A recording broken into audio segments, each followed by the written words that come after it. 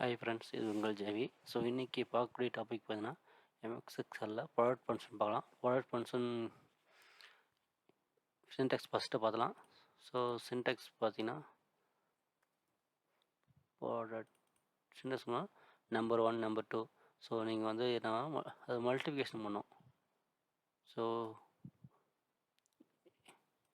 3 2 கொடுப்போம்.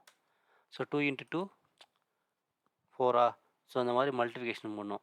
அதுதான் வந்து நீங்கள் இந்த மாதிரி போட்டுருவீங்களா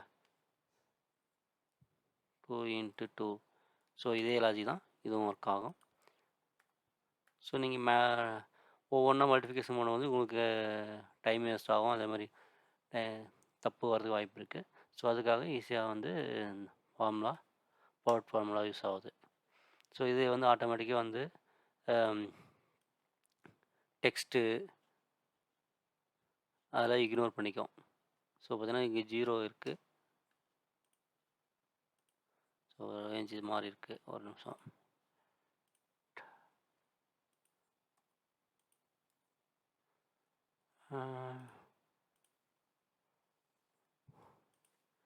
ஒரு அப்படியே ஒரு செல் தள்ளி வந்திருக்கு. அதனால தான்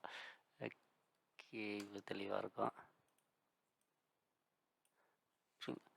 ஸோ இங்கே 0 இருக்குது, அதனால் 0 வந்திருக்கு. ஸோ 0 தான் பேங்க் தூக்கிடும். பேங்க் இக்னோர் பண்ணிடும்.